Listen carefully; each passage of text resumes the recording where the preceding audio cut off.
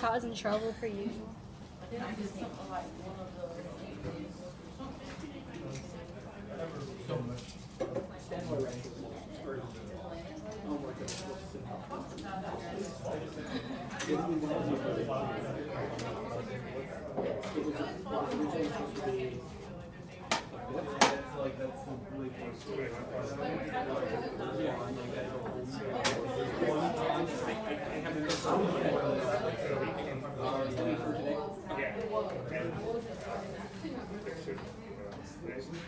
Yep.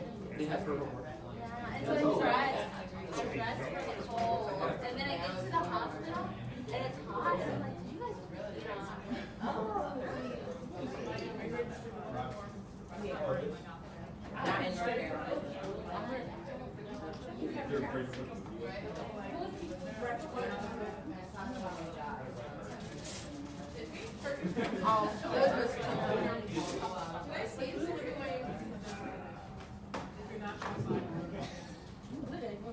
They only count it when it's a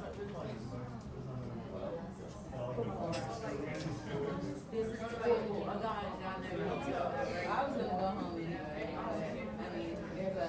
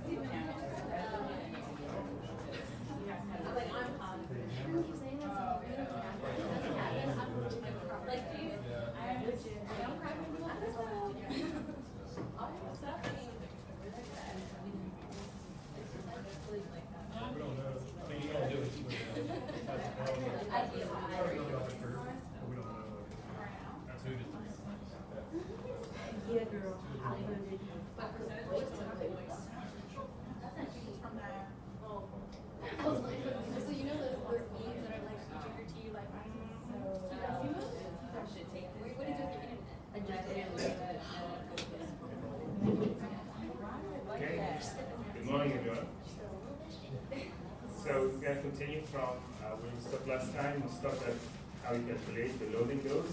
And we said it's the target concentration times the volume of distribution. And I can't remember if we went over this example or not. So if you have a question, what's the loading dose required for a drug? If you need the concentration to be 10 milligrams per liter, and we know that the volume distribution is 0.75 liter per kilogram, and the patient weight is 70 kilograms. So you first calculate the volume distribution for that specific patient. So the weight of the patient may change, and also the approach to calculate that could be given as per service area, liter per service area, or liter per 70 kilogram. So the assumption is if it's 70.75 liter per each kilogram, you multiply that times the 75, then that gives you the total volume distribution, then times the concentration you want, which comes to 565. And obviously, if you're going to give the drug, usually round it to the nearest hundred, so it would be up to 500 milligrams. So you calculate the volume distribution, then times the concentration you need, then this is your loading dose. So for when you treat a subject, there is multiple like nominations, nomenclatures that you need to be familiar with, such as loading dose, maintenance dose, and how are these calculated. I'm going to go over the maintenance dose calculation today. So in general, what we discussed last time, you could apply to your lab when you do a research. I'm just going to give a few examples. We're not going to go into details of this. You could apply that for the measurement of body fluid spaces. If you have different animal strains, and you need to know which body fluid compartment, how many liters in each compartment. You simply get drugs that are strained or reserved to specific compartment, and you see the concentration. If you have to calculate reservoirs when you actually give the drug as a reservoir and then becomes absorbed. One of the ideas is these implants where it's actually given as long-term administration of drugs. They can last for up to 4 weeks. There are multiple volumes. Some of them are like 2 milliliters, and some of them are up to 4 milliliters. And it has a constant rate of flow. This is one of the most famous mini pump, or osmotic mini pump, which is simply by osmosis, which absorbs the fluid from outside the area surrounding the pump, and this fluid displaces the drug and releases the drug gradually. So it depends on the idea of you need to know what's the volume distribution for your drug and how much concentration you need to release. And will you achieve that with this kind of a small mini osmotic pump, or you actually have to give the drug through a catheter and daily infuse it, because some of the drugs are highly, like you need high dose of it, and also it has low solubility.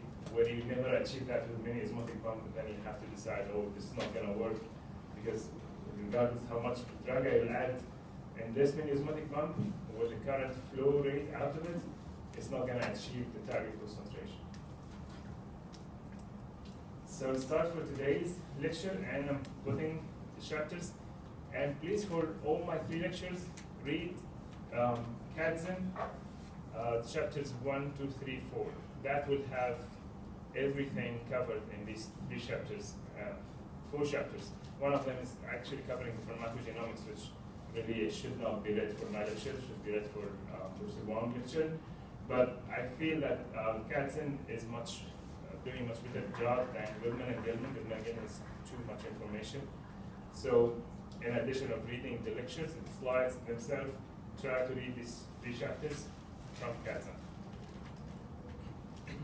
By the end of today, you should be able to calculate the volume distribution, the T-half, the loading dose, and the maintenance dose. We covered the first 2, the volume distribution and loading dose. Today we'll cover the T-half and maintenance dose, and identify what's clearance, or what's steady state concentration, and distinguish between 0 and first order kinetics. And let's start. So when you give a drug, this is an administration of thiophanate, and thiophanate is usually given as bronchodilator to help with asthma, or if you have problems with cough, that thiophanate will act on the lung and expand your capacity to breathe. Normally, once you give the drug, it starts the absorption phase. So it starts the absorption phase where the drug concentration rises gradually until it reaches its maximum or peak. Then from there it starts going down and can go down up to 48 hours based on the concentration or the dose that you give. So there's a phase of absorption and there's a phase of elimination that decides the actual concentration of the drug. And obviously there's a target concentration that you have to achieve to have a therapeutic level.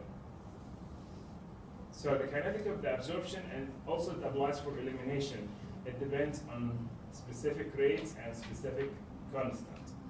So usually it's a first order kinetics, which means the concentration of a drug at any time, T, let's be like after an hour or after 2 hours, depends on the original concentration times E, which is the natural logarithm, to the power of minus KT, where K is the constant of elimination, or the rate constant of elimination, or rate constant of absorption. Both of them are the same, or both of them could be dead as the same. And T is the time at which we're trying to measure the concentration. So for example, if I give the drug, I want to see what's the concentration after an hour. So this will be 1 hour, then this will be 1. If we take the ln for this equation, ln x to a time t equals ln x to the time 0 minus kt. Okay? Then if you compensate with the concentration at time t equals half, so which is t half, then it becomes ln 0.5 divided by k. Ln 0.5 is 0.693. This number you have to memorize. So if I need to calculate the t half at any minute, I simply divide 0.693 divided by the rate constant, regardless of its absorption or elimination. But most of our equations is going to be the elimination constant. Elimination process or the elimination step of kinetics is the rate limiting step. And what I mean by the rate limiting is the deciding factor or deciding step that decides what's the concentration at any minute. So the concentration of the drug inside the body at any time is dependent on its elimination process, not the absorption or distribution. It's the elimination process what decides how much drug I will have. That's why you can see in a clinical practice, most of the time, the first number you look at, creatinine clearance. How fast the kidney is getting rid of anything to decide will any drug stay longer in the body or stay less. Because that's the effective process.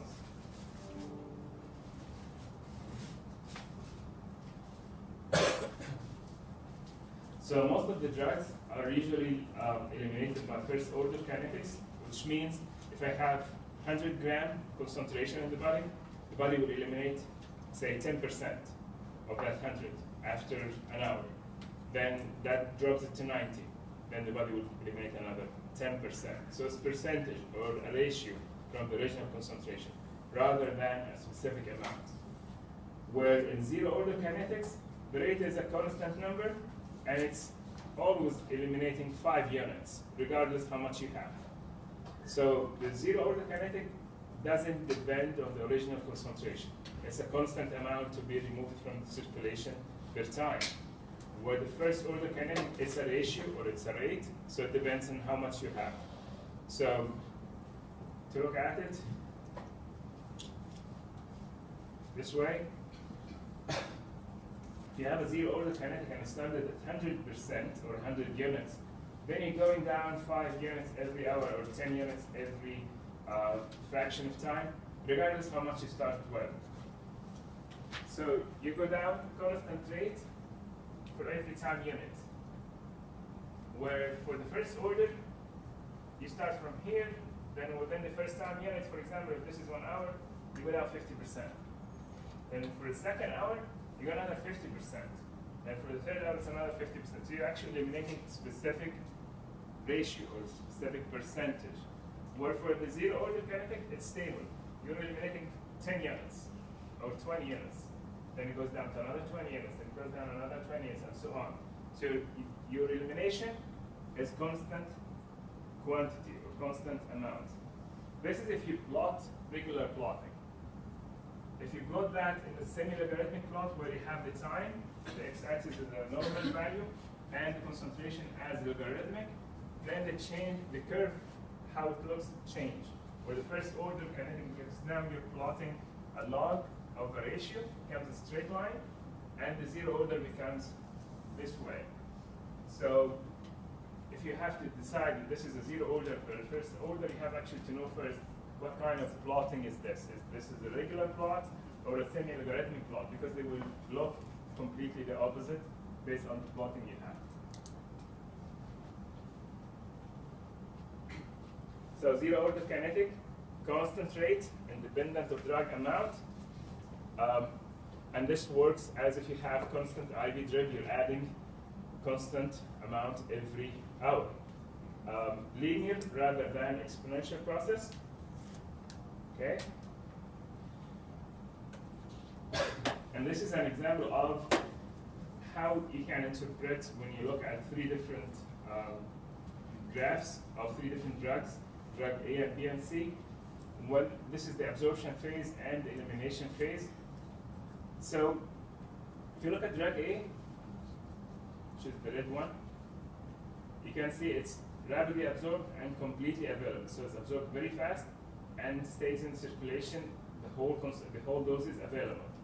When you look at drug B, it's half of the availability. The amount absorbed from drug B is half was absorbed from drug A, and you can tell that by the area under the curve. If you do add these bars, like shaded bars under graph B, and get the area of these cubes, these squares, and add them together, so you say I have 1 square, 2 square, 3 squares, and so on. If you add all this number compared to this one here, it's half the amount. So it's half the availability, but equal rate. What does that mean? It achieves the maximum possible concentration at the same time. So the rate of absorption is at the same speed, which means you achieve the concentration that the maximum you'll ever achieve, or the peak, at the same speed within, say, 1, 2, 3, 4, 5 unit times. You're there already for A and B. Where for C, you achieve that slightly lower rate. It takes more time for C to achieve that peak concentration. This could be used to compare between 3 preparations of the same drug to see if they are bioequivalent, if you remember that term. To make sure, okay, will formulation A deliver the same amount as formulation B or C?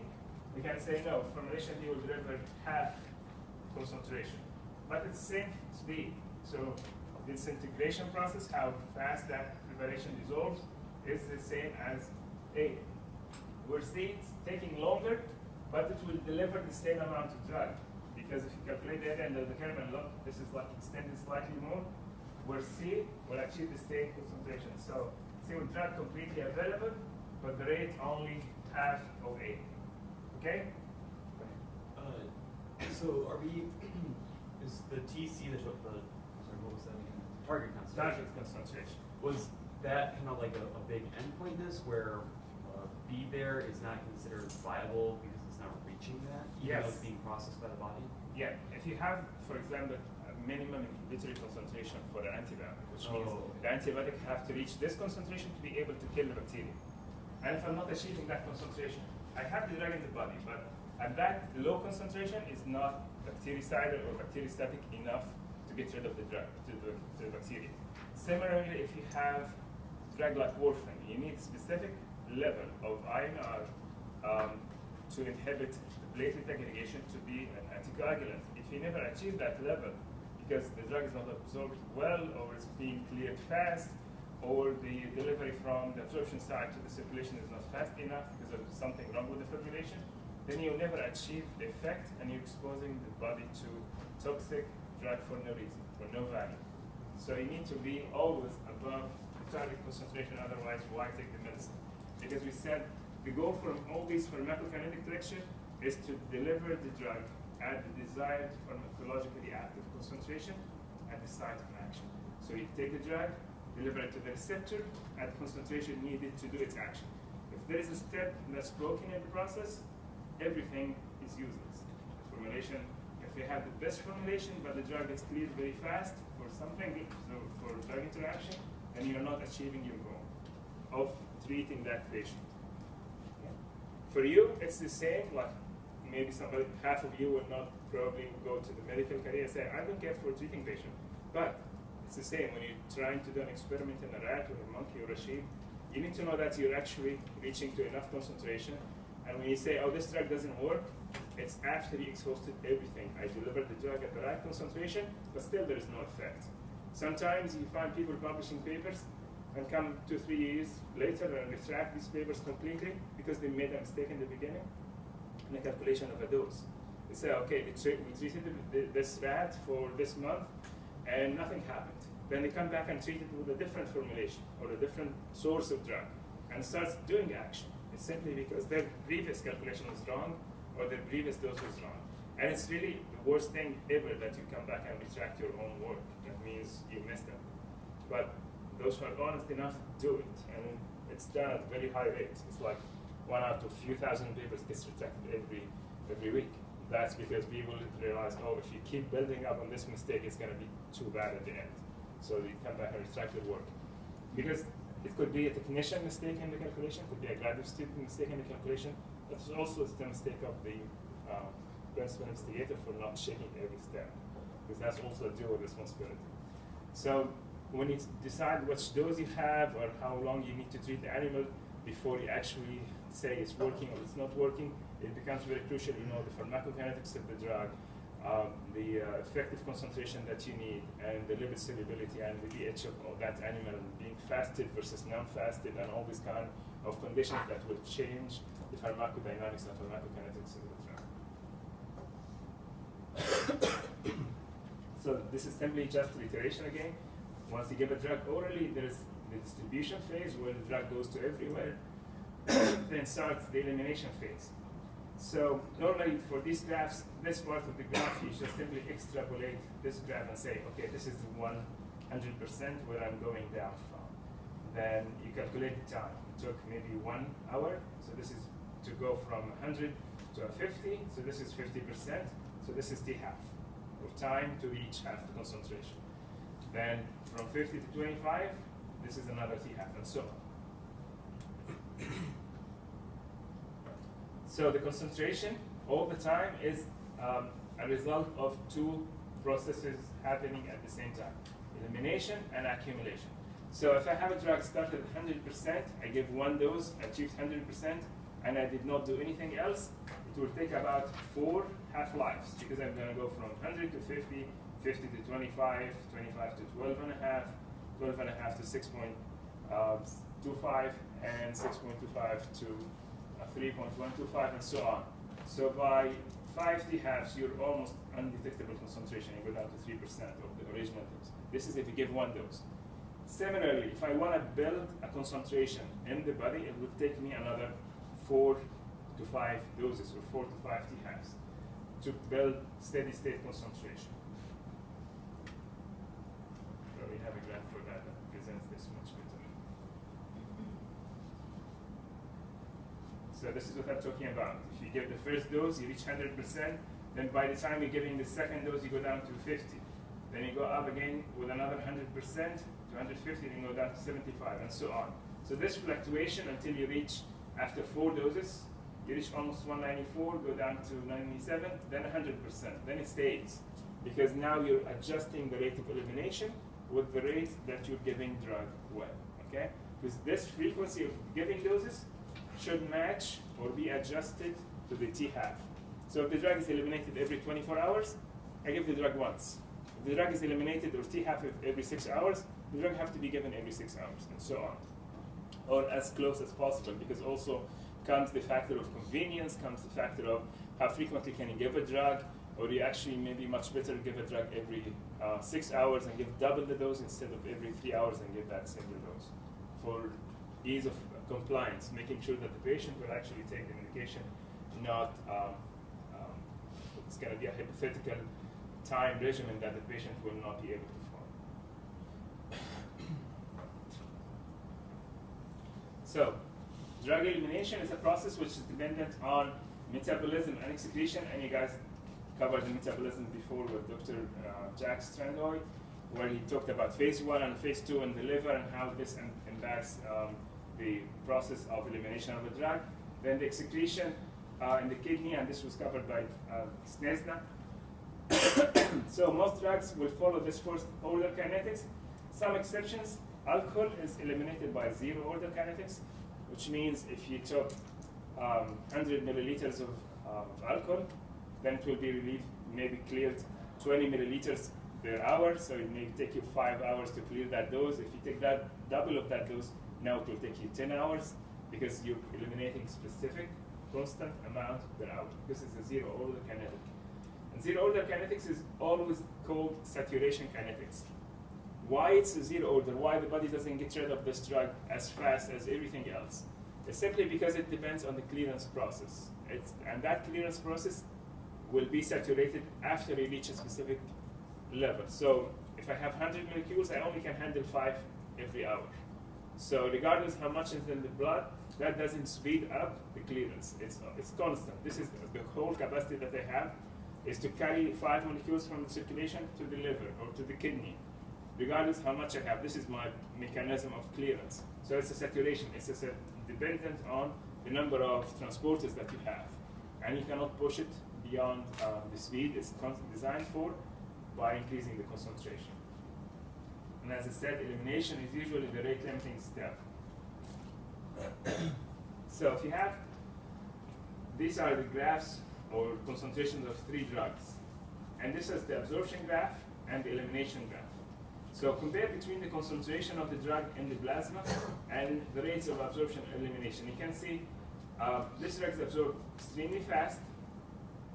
Then the elimination process is this slow. If you compare the 2 graphs, the concentration is actually very similar to the elimination graph.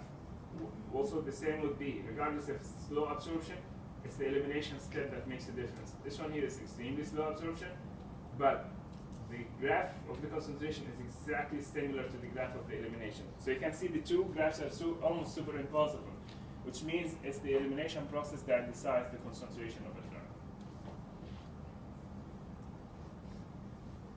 So, and most of the remaining part of the slides is really, you heard it before. I'm just trying to collect it in the same lecture. So clearance is the ability of organs of elimination. It could be the kidney, the liver, the lung, the sweat glands, and you can name it, the bile. Multiple organs participate in eliminating or getting rid of a drug. It's not just the job of the kidney and liver. To clear the drug from the bloodstream. The bloodstream is where you actually take a sample and check, do you still have more drug or not?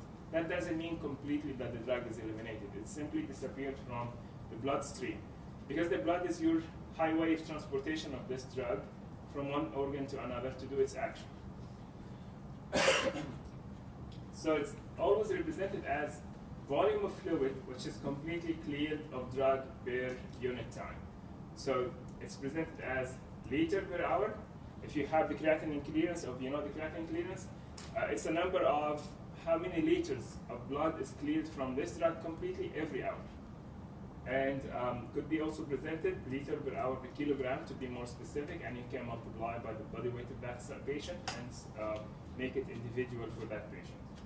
This number will depend on multiple things, on how well these organs are supplied with blood, what's the blood flow rate for these organs, and also how good the function of the kidney is. So the pharmacokinetics term used in determination of maintenance dose is the creatinine clearance, or the clearance in general. Let's not be specific, because as we're going to know in a few minutes, the clearance is a group of different small clearances that you can calculate individually and will be also variable individually. Although we're not going to go through these kind of details of calculation in exams or quizzes, but you need to know this concept. So it's again volume of blood in a defined region of the body that's cleared of the drug in a unit time. It's clearance is more useful concept in reality than the T-half and the elimination constant. Because the T-half is a generic number that can apply for an ideal set of population, but doesn't apply necessarily for that specific patient. Doesn't give you an idea that this drug will go down to 50% in this patient in 6 hours, because the T-half is 6 hours. No, it may not be. It may take longer than 6 hours if his kidney is not functioning well. Or it may take shorter than 6 hours because some patient, you treat them, then in a few hours, they're back again and they have the symptoms again and say, what's going on? The next dose is due in 3 hours. Why he's now needing another dose? And that's something you can see when you have to treat patients after recovery from surgery.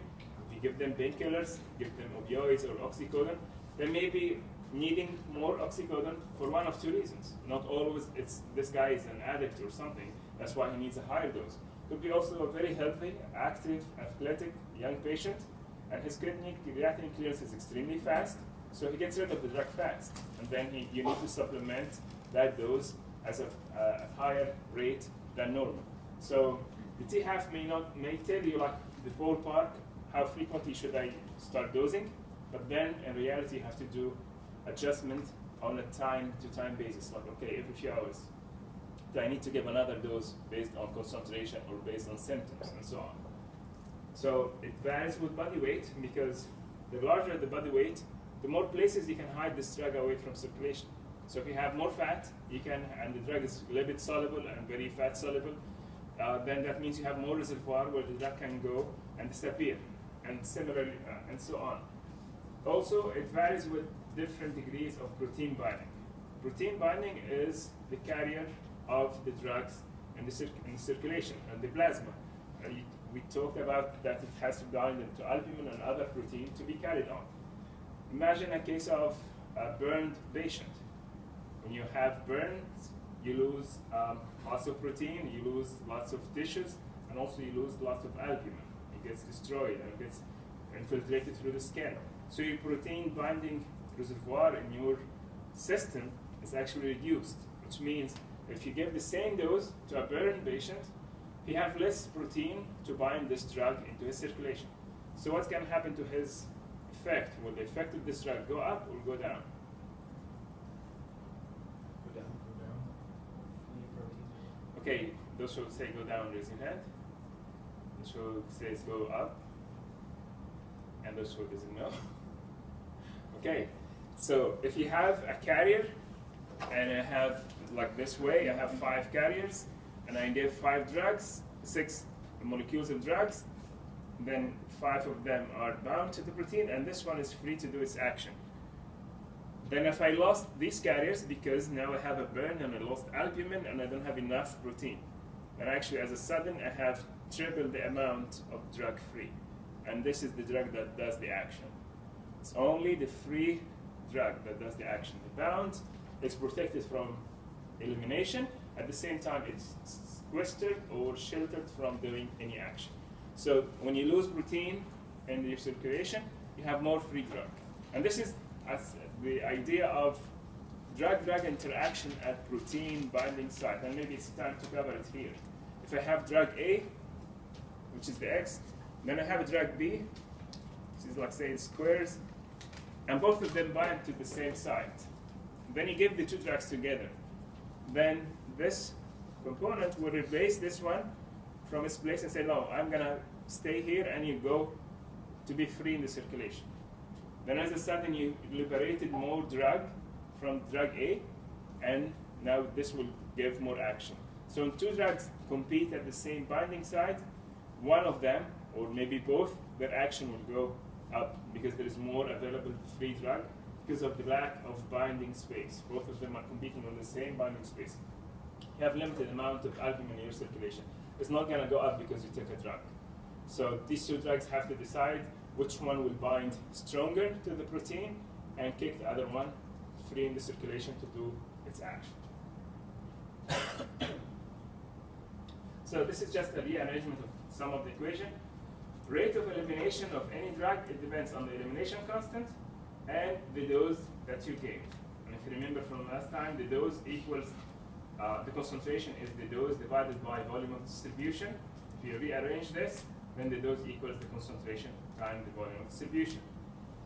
So if you replace that, if you replace D with concentration times volume of distribution, rate of elimination of any drug equals the elimination constant times the concentration that you have and the volume distribution of that drug. So for the total body, rate of elimination is the total clearance times the concentration. If you look at the 2 equations together, you can obviously say that total clearance equals elimination constant times volume of distribution, which is this equation. So these equations need to be known. How you calculate the concentration at time, which equals dose divided by volume distribution, because this is how we did calculate the loading dose, which is D. At the same time, you need to know that total clearance equals elimination constant times volume distribution. This slide, you need to know the equations. Okay? Because that's also a very easy question in the exam. I give you the elimination constant and the volume of distribution. I ask you what's the total clearance of this drug. Okay? Question. On the previous slide, what's the difference between just talking about the rate of elimination versus it being the whole body? Okay, rate of elimination, their unit tissue, the total creatinine clearance from the whole body. And this is the explanation for it. Okay. So, if you look at clearance for the kidney, it's the rate of elimination from the kidney divided by the concentration. From the liver, the rate of elimination by the liver divided by creatinine by the concentration. From other tissues, it's the rate of elimination from these other tissues divided by the concentration. I'm not going to ask you to calculate any of that because this requires, you know, how well nourished the kidney, or what's the flow rate for the kidney, or what's the flow rate for the liver, what's the flow rate for other tissues. But this is simply to tell you that the total clearance or the systemic clearance is a sum of multiple clearances. If I don't have these tiny details to calculate it, if I know only the creatinine, the elimination constant, which is set for every drug and its volume distribution, I can calculate this total clearance without having to know the individual components for that.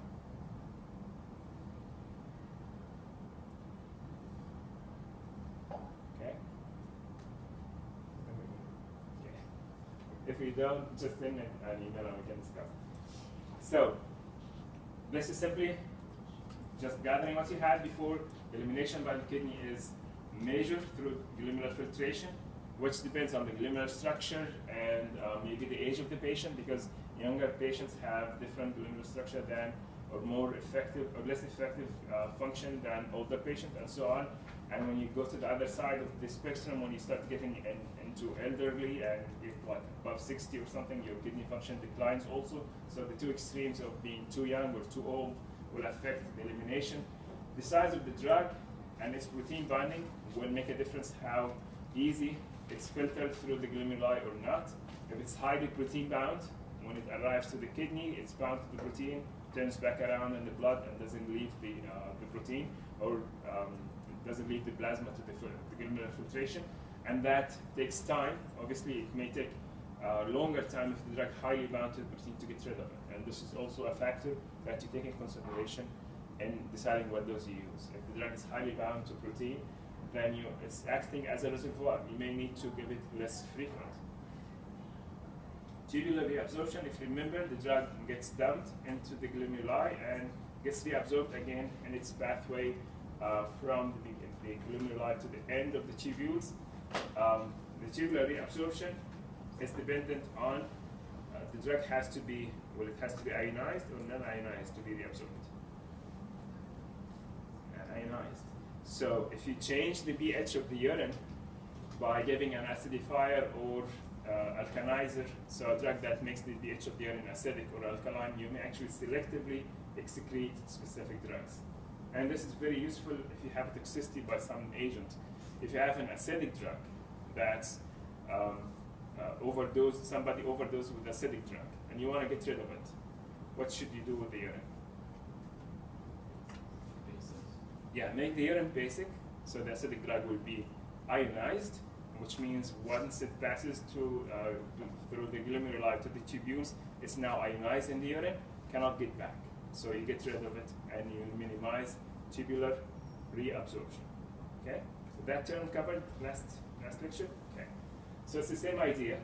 It's active transport, and this is also some drugs you get rid of them by giving another drug with them that competes with the active transport. So some of the drugs are transported through an active transporter in the tubules back to the circulation.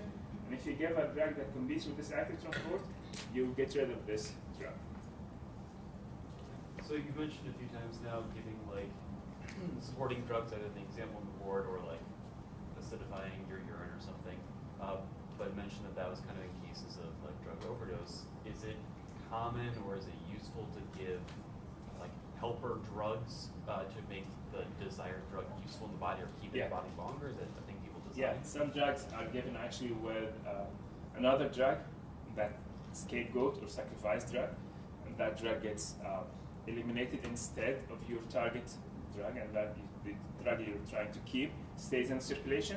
Where the other drug is most of the time like very weak, it's not needed, gets excreted. And for example, some of the drugs you give two drugs, one that will give the action, and another will just be metabolized instead. One example of that, amoxicillin with clavulanate, which is under the brand name Augmentin. It's because you're augmenting the action of this drug. The clavulanate gets breaking down by the enzyme that metabolizes the ampicillin, and that saves the ampicillin. Ampicillin is an antibiotic, does its action, where clavulanate is simply there to be broken down instead of the ampicillin. Then instead of you giving 1,000 milligrams of ampicillin, you can give a 500 / some small dose of clavulanate. Then that makes the ampicillin stays in circulation longer because now it's protected from all these breaking down enzymes. They're actually busy breaking down clavulanate instead. So this is one approach.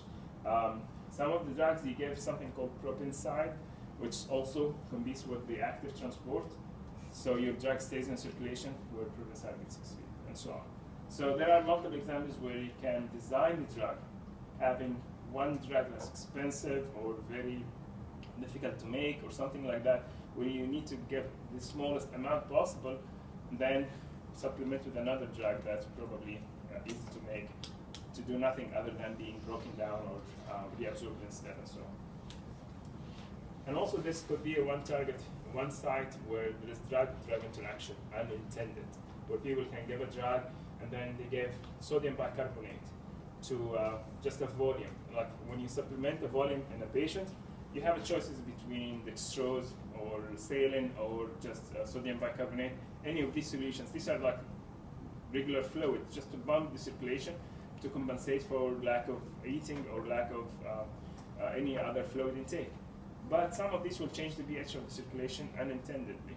Then this becomes a big hassle. Your drugs are not working as a sudden. You have to track back. Oh, what happened? What happened within the last 10 hours? What kind of new infusions was introduced? What kind of new drugs was introduced? And see if any of them will change the circulation, pH or volume or anything. Then that will affect the action of the drug. So for the liver, you guys covered phase 1 and phase 2 reaction and cytochrome B450 and its ability to change a lipid-soluble drug to more water-soluble, easy to excrete, and possibility of active metabolite, which is now you have a prodrug by activation by the liver. And we talked about the genetic variability and how this can impact the drug being active in a specific group and not in a different group. Biliary secretion, some of drugs undergo something called enterohepatic cycle, which is this cycle, where the drug gets absorbed, hydrolyzed by, absorbed by the gut, and gets absorbed in the liver by transformation by glucuronidation, which adding the glucuronidine moiety, then gets excreted back in the bile duct to the circulation, to the gut again, where there are some bacteria here in the gut which breaks down the glucuronide link, and the drug becomes free again for reabsorption. This serves as a cycle of recycling the drug. So it's broken down or absorbed and biotransformed, then goes back to the gut, liberated from its glucuronide moiety by beta glucuronidase secreted by bacteria, then goes back again. So for some drugs, this may serve as their way of extending their action. It's simply, you're never getting rid of them easily. So you take one, like 10 molecules, 5 of them gets back in the gut, then 4 of them gets liberated and gets reabsorbed, 1 doesn't make it and gets secreted from the gut, and so on. So in such a situation, if you're counting your dose based in a normal circle, that drug, half of it will do the action, half of it will go through this cycle, then as a sudden you have somebody think, oh, my stomach hurts, let's take something that actually will help, and takes an antibiotic or a local antiseptic, which kills these bacteria. So as a sudden you lost this contribution of the bacteria or the beta glucuronidase enzymes to this recycling of the drug. So now actually you're losing the drug at a faster rate, because whatever makes it back through the bile never gets liberated from its glucuronide moiety, and now it's excreted. Then you lost half of it immediately, because you introduced a new factor. You changed the gut microbiome or changed the gut bacteria flora just by adding an antibiotic or adding something that killed this bacteria. Okay? So this also serves as site for drug-drug interaction. It could be a source for some of the antibiotics, reducing the ability of some of the oral contraceptives, and this is one of the big controversy, and so on. Liver, cytochrome B450, first pass effect, and some persons may lack some activity genetically. Just summarizing it, this was completely covered before. Okay, how you calculate a maintenance dose, and this is the remaining part of the lecture. So what's a maintenance dose? If you're treating a patient in a hospital or even in outpatient setup, you simply need to start them on a drug. Could it be antibiotic or could be anything? Then you have to supplement the dose where the frequency of you giving the drug is equivalent to the frequency of the body getting rid of the drug. So the concentration stays constant. So in most clinical situations, drugs are administered in such a way to maintain a steady state concentration of a drug in the body. So I'm trying to achieve a level that's slightly above the minimum effective concentration or the target concentration to make sure, okay, I have 10 milligram per liter of this drug in the circulation all the time, regardless how fast the body is trying to get rid of it, regardless how fast the kidney is trying to excrete it, I have to supplement at the same rate. So I have to know that rate, how much of this drug is being cleared out of the system all the time, so I can give at the same rate.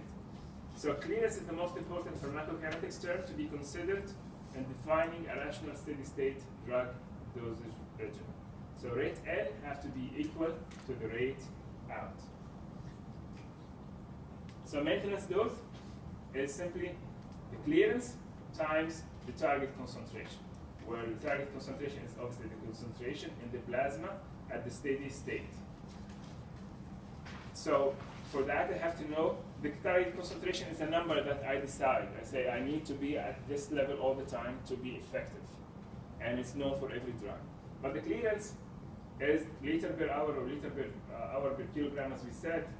Then you calculate the dose you need to give. And obviously you calculate how much you need to give for 24 hours. So this is the maintenance dose per day. So after you calculate that, this is simple numbers. You simply know the clearance of the drug, and you know the dose, and you calculate that. This number, or the maintenance dose, is okay if you're going to give the drug via the IV route. So you're going to give it as an IV, you give a needle inside the circulation, and you give the drug directly. But what if you're going to give the drug via oral route, or even rectal route, or even transdermal patch? Then becomes another factor, which is bioavailability. So the dose is calculated in this case based on IV administration. So if I need to calculate how much is it based on oral administration, what should I do? Obviously, you have the slides in front of you, so should I multiply or divide by the bioavailability factor? Will the oral dose be higher or lower than the IV dose? Higher. It will never be lower, because there is no way that you give the drug orally and you get more in the circulation than the IV. So it's always going to be higher. It may be the same if the drug is 100% absorbed, and maybe more if the drug is absorbed at less amount. So if I have a drug, maybe the dose is 2 grams, and the bioavailability is 0.8. How much the dose to be given IV, oral? So we have an agreement. It has to be higher than 2 grams. That's right? How much higher? 0.8 higher? 2 divided by No, this is the bioavailability, which is 80%. So 80% of the drug is absorbed. So if I need to reach this target, how much should I give? 20%. Yeah, it's not 20% more. 20% more will not get you the target. 20% more will be 2.4. It's actually 25% more. So it's 2.5. The only way to get it is to get 2 divided by 0.8, and that gets you 2.5.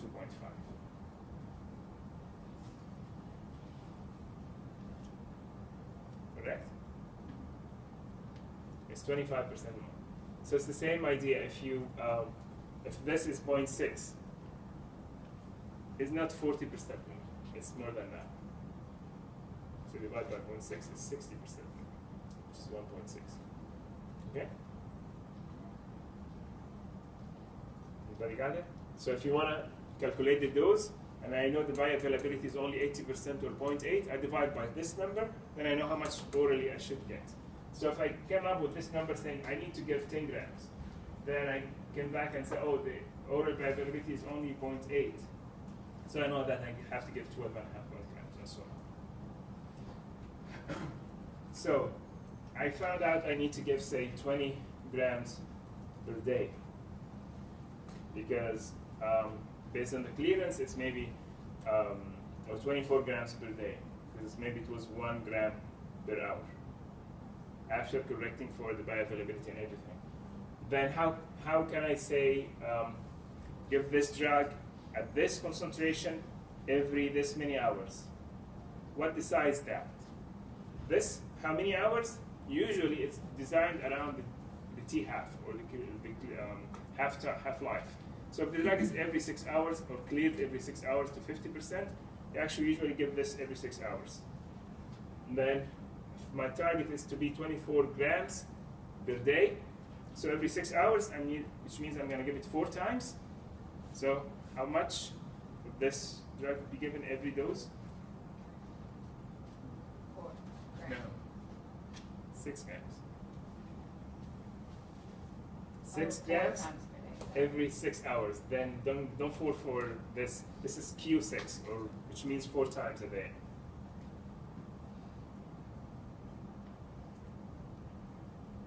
Okay, got it?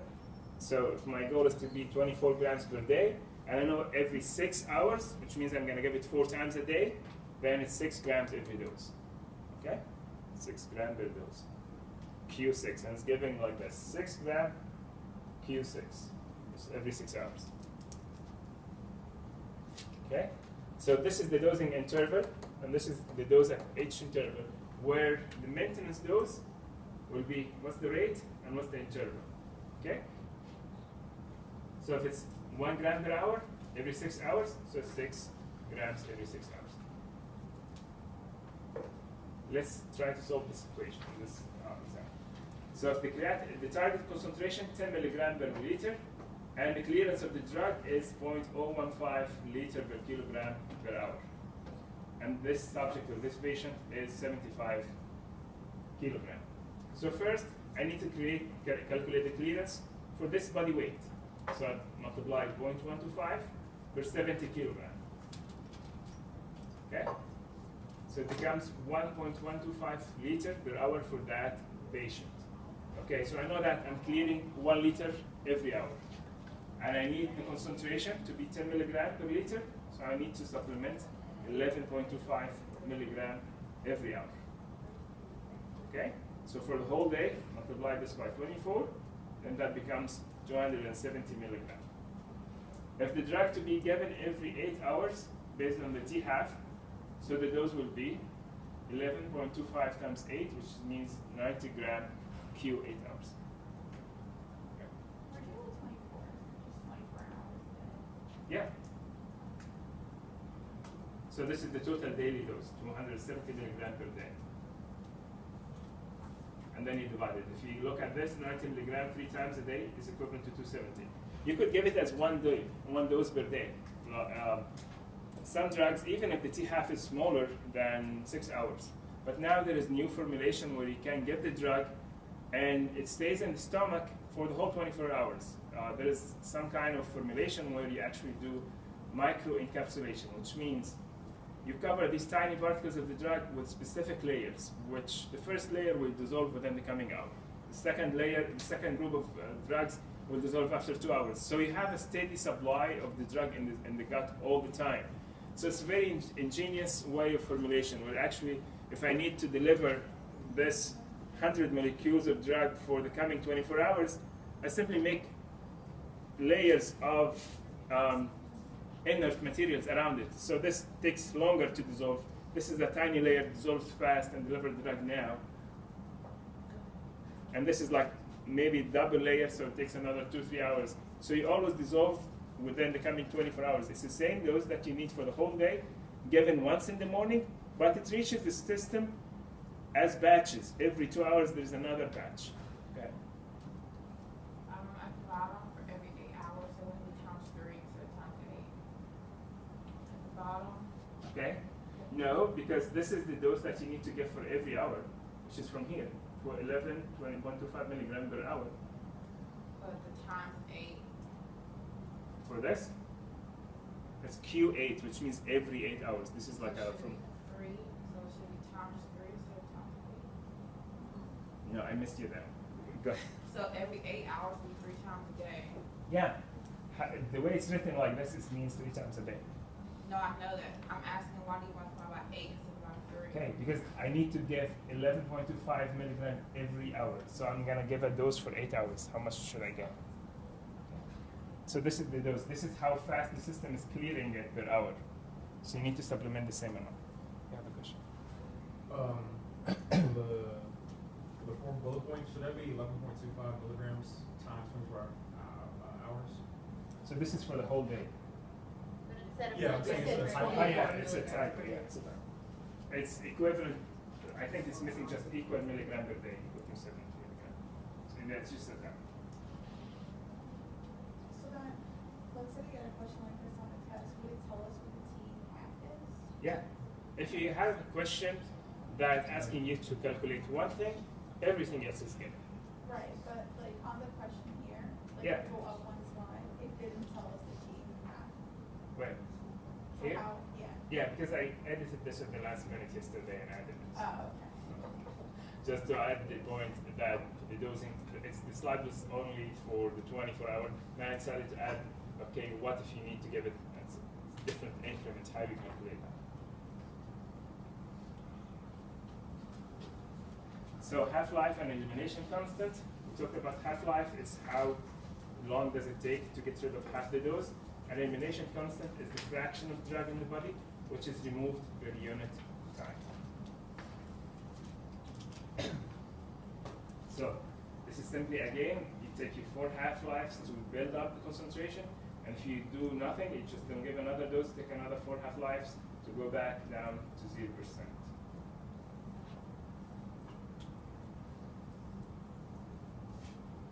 Okay, what's the value? What's the difference with these? What can I use these numbers for? If I know the T half and the elimination constant. If the drug has a short duration of action, so design a drug with larger T half and a smaller elimination constant. So, for example, this helps the medicinal chemist if they want to change a drug that's in the market but's very difficult to administer or very difficult to handle because it gets eliminated very fast. One of the peptides that we use all the time in the renin-angiotensin system era is the angiotensin 1-7. And this peptide is very useful.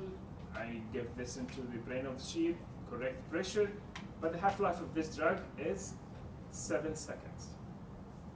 So once it reaches to the level of action, does its action and gets bumped away from the circulation and breaks down.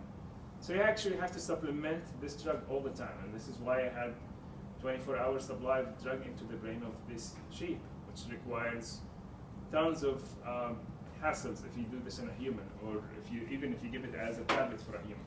So what does medicinal chemists look at is change the structure or modify the structure to be more stable, trying to create another structure that's similar but resistant to breakdown. So reducing the elimination constant or reducing the elimination constant makes the drug eliminated by the body at slower rate, which means the T half of this drug will go longer. So this is one information from this pharmacokinetics of any drug that's helpful in improving the drug, trying to come up with alternative drug with more efficient pathways or more efficient medicine. If you find, look at any group of drugs, the statins, they started with 1, then now we have at least 10 or 12 different statins. They get improved every single time you have a newer drug, because the newer drug will build on all the pharmacokinetic information known from the previous one, that this drug actually binds less efficient at this site, so you gets eliminated faster. So the newer drug have longer half-life or have less side effect. The newer generations of statin doesn't cause muscle pain as bad as the older generations, because they started to avoid muscle binding as they can. Obviously, it's the nature of the structure of the drug. You can modify it a little bit, but you can improve these properties of the drug. If the drug is too toxic, and some drugs, if you double the dose, you reach a toxic dose, then you need to have something with a smaller half-life where it gets eliminated fast, or larger elimination constant. So steady-state concentration is a stable concentration that you target to achieve. As I said, by giving 4 or 5 doses back to back, you reach to the steady-state concentration. Then after that, the concentration is stable.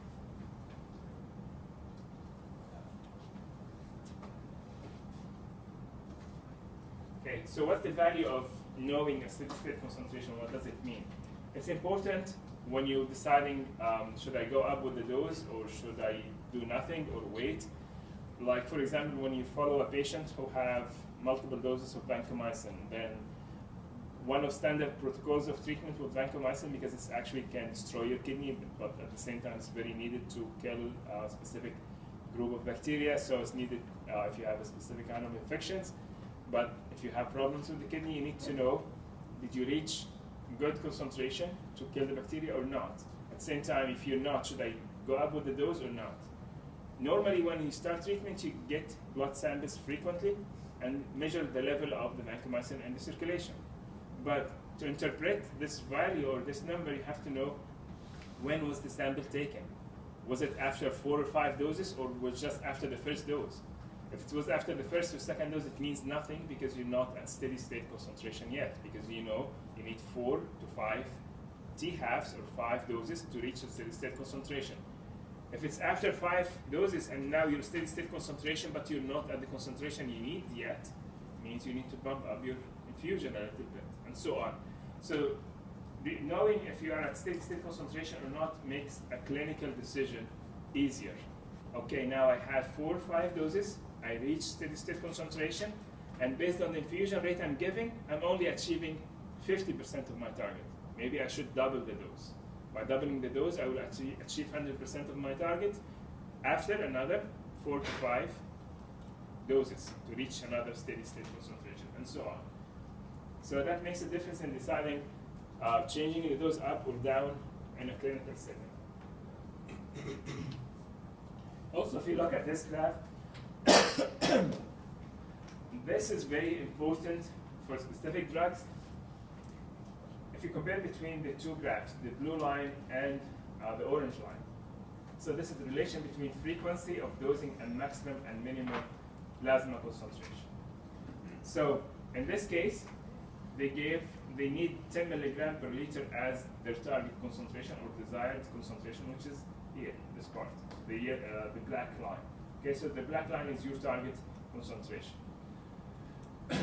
Then, if you give the drug every 8 hours, okay, as 224 milligram, which is this one, blue line, so every 8 hours, you give a dose. Sorry, the orange line, okay? Every 8 hours, 0 to 8, 8 to 16, 16 to 24, and so on. Where you give the same amount, 672, which is 3 times this, every 24 hours. So total, every 24 hours, it's the same. You're giving 672 milligram over the span of 24 hours, which is this amount. But if you notice, with this 24-hour single dose, there's a fluctuation. The drug goes very high, then drops down before it's time for another 24-hour, and goes very high because you're giving 600 milligram, then goes down. This fluctuation may be nothing for some drugs, because this still may be not toxic, this still may be effective at the lower level, so at the peak, maybe it's not toxic yet, at the trough, it may be still effective, so you're fine. But for some drugs, doubling the concentration may put you at toxic level. Going 50% of the concentration, maybe you lose effect completely. So it depends on the therapeutic index, or the therapeutic range of this drug versus the toxic range of this drug. So if a drug have very close range between the toxic and the therapeutic range, you shouldn't use this 24-hour regimen, because you have fluctuation in concentration. Fluctuation in concentration of the drug in the circulation, up and down all the time, is really a serious problem. It could hurt specific organs that are more sensitive to the drug in a toxic way. Okay? So the goal is to have the minimum concentration fluctuation all the time, even if you give the drug more frequent. The easiest way is to give it an IV. Then you know that you have a steady flow and the concentration will be always the same all the time, based on your rate, which is the black line. Good? So, therapeutic drug monitoring, therapeutic index, which is the difference between toxic dose and effective dose. This is the measure of drug's safety. The larger the number means it takes very high dose for this drug to be toxic. So it's a safe drug. The very low number, sometimes this number is just 1.5. Digoxin, 0.125 milligram, which is 125 microgram dose, is safe. 250 microgram, which is double this dose, is toxic. So it's a big deal. This number could be as small as just 2, doubling the dose, but you're toxic range. This is why most of these drugs that have narrow therapeutic index is called narrow therapeutic index, because the difference between safety and toxicity is very narrow. Usually it's monitored on a daily basis. You get a sample and say, okay, concentration now is this, I need to supplement today, or just wait for a few hours until the drug starts dropping down before I get the second dose, and so on. So this is a very fluid situation. So drug, why would I measure the drug concentration in the body? And this is the last 5 slides or 6 slides. So why measure a drug concentration frequently, especially if it's a clinical setup, to establish a relationship between concentration and response or toxicity. So I can maybe, as a new drug, I need to say this drug at this concentration is effective, or this drug at this concentration is toxic. It's not only by how much you gave or infused, it's by the concentration in the circulation. You take a blood sample and say, at this concentration, half of my animals died, and so on. And this is part of the toxicological evaluation of a drug, that you give high doses and see which dose will kill half of your animal. Okay? Minimum killing 50. So, and it's a assay that's relatively easy to perform. If you take a blood sample, that's very easy. For a narrow therapeutic range drugs, it's very crucial. It's also a need to enhance response and prevent toxicity by adjusting to be within a specific, very tight range. Okay?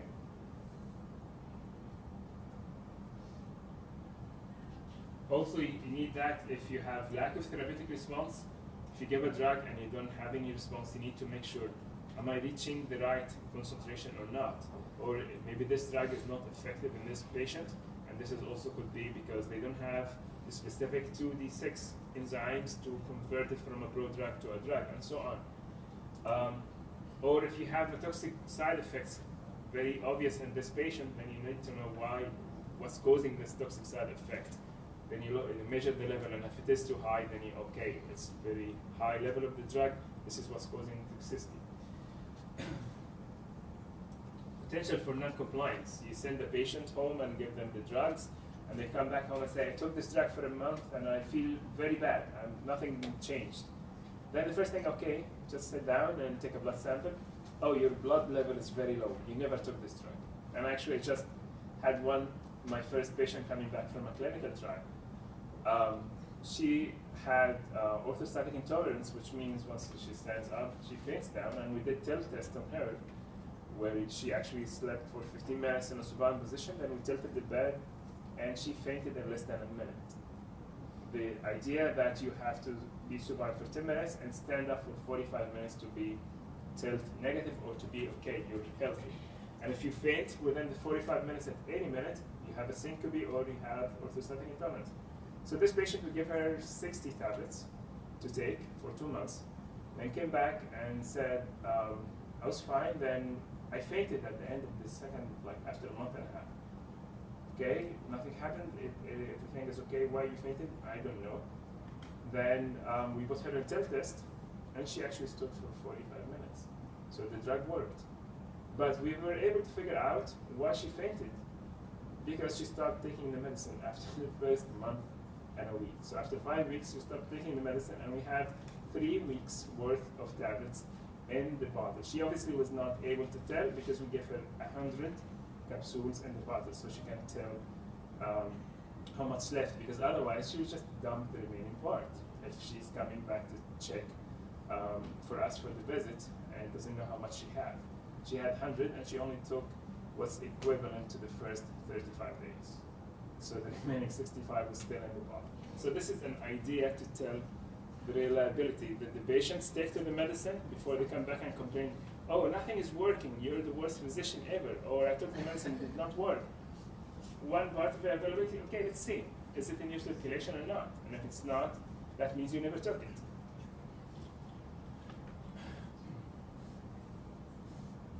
So, also there are potential for errors when you use this number as your way of therapeutic monitoring and say, okay, I took the blood samples. It's not the right concentration. You should not assume that the patient is in steady state. Also, assuming the patient is actually taking the drug is a problem because he may not be or she may not be. Assuming she's receiving it as prescribed, sometimes the patients always tend to forget how much doses you told them, like take this twice a day. Oh, you told me once in the morning, that's it. Then skip the night dose. Obviously, if you're only taking half the dose, all the night your concentration is below therapeutic and then you lose action and so on.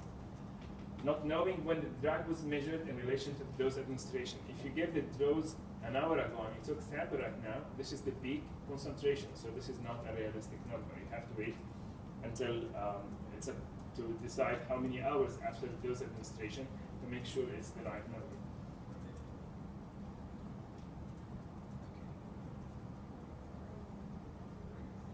So, the last 3 slides, interpretation of drug concentration. I took a blood sample and it's at this much milligram per liter concentration. What can I do? Can I make out of this? Okay? The interpretation of measurement of drug concentration depends on a clear understanding of 3 factors that may influence clearance. First, the dose, the organ blood flow, and the intrinsic function of the liver. So, 2 spaces here. There's a T here, and this is an R here. Okay? It must be also recognized that changes in protein binding may lead the unwary to believe there is a change in clearance when, in fact, drug elimination is not altered. So, factors that affect protein binding, and these are 4 factors. Albumin concentration, and this would be changed in different conditions, such as having a major curve. Alpha-1 acid glycoprotein concentration, capacity-limited protein binding, and binding to red blood cells. Let's discuss this in the remaining 2 slides. Albumin concentration. Drugs such as phenytoin, which is an antiepileptic drug, or salicylates, such as aspirin, are extensively bound to plasma albumin. If you remember, phenytoin also is one of the modifier of the cytochrome B450 by itself, so this is another thing. If phenytoin concentration is changed because of plasma protein binding, which means it will go to the liver at higher rate, and then also it does more inhibition of the cytochrome B450. Phenytoin and salicylate are highly bound to plasma protein. Albumin levels are low in many disease states, resulting in lower total drug concentration. So you give the drug, there is low albumin level, then there is no binding to the protein, and then you have more free drug that gets exposed to the circulation and also gets eliminated faster. Alpha-1 acid glycoprotein is an important binding protein in the circulation, which binds drugs such as quinidine, lidocaine, and propranolol, which is a beta blocker. It's increased in acute inflammatory disorders and causes major change in total plasma concentration of this drug, even though the elimination is not impacted. And these drugs are usually given for arrhythmia, and if you have an inflammation also in addition to the arrhythmia, your concentration of the circulation may not be accurate. Capacity-limited protein binding, which means I have a specific carrier with a specific amount all the time. It's limited to bind, say, 10 milligrams of drug. If you have more than that, you're not going to be binding. And this is crucial for when you're building up concentrations. You keep adding the drug, the more you add, the more of it gets bound to the plasma protein until you reach a saturation level. Then everything else you add to circulation is actually free in the circulation, and then that can get you into toxic level. So simply, if I have this example here, I have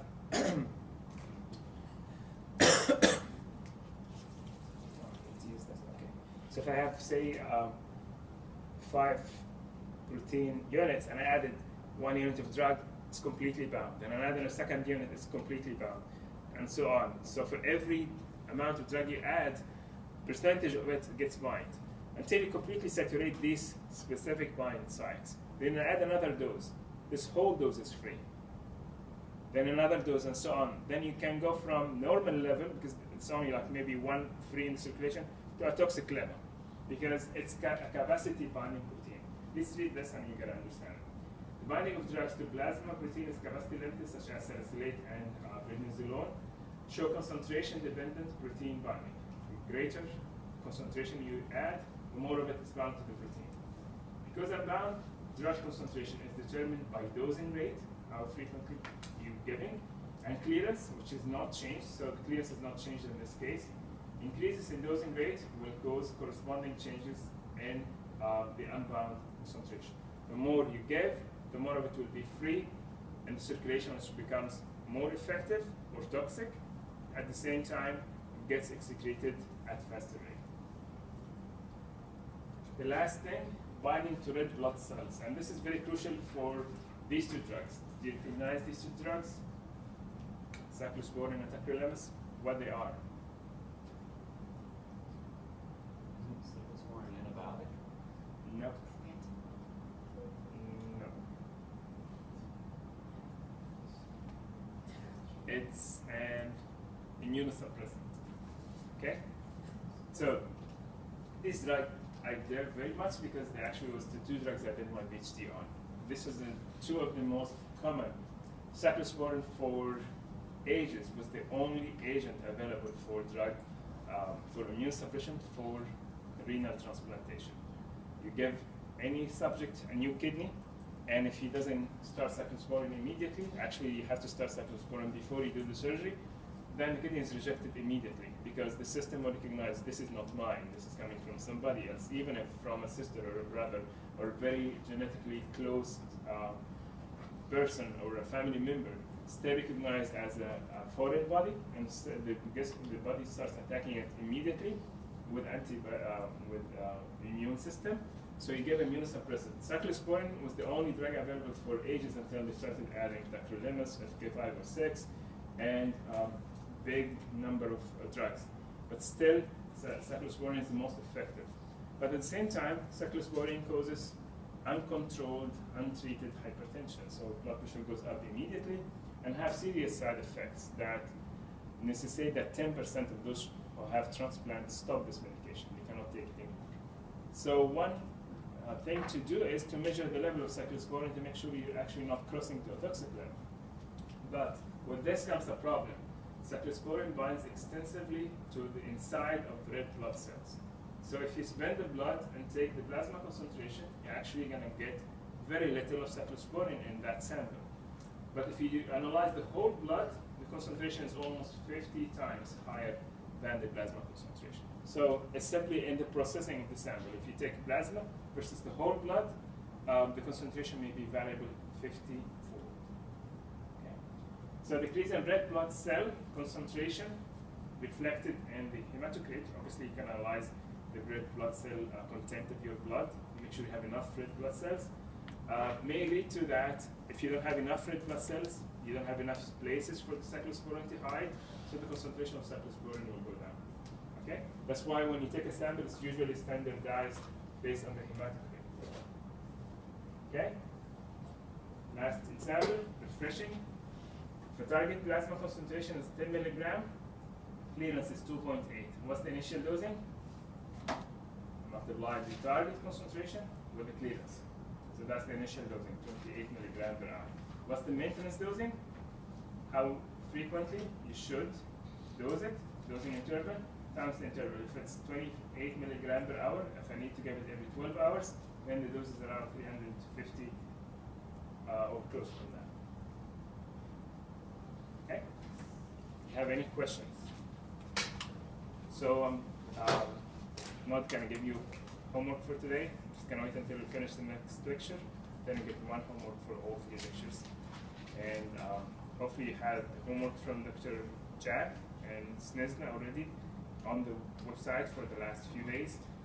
I think we're going to give you guys a week from when the homework was posted. Hopefully Dr. Hart will send an email about this details today, later today. Okay. Any questions? Did you get the paper for the research group for Friday? I haven't posted it yet. Okay, I send it to let's see.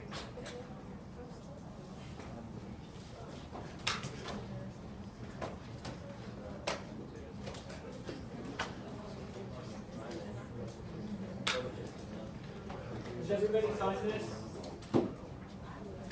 Everybody log in?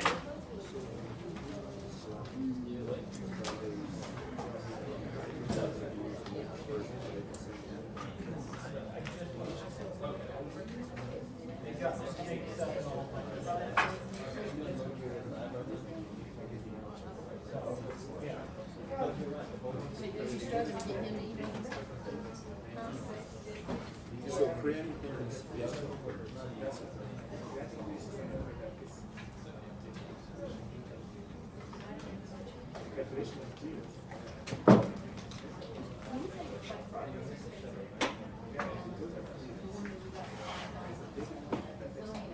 Yeah.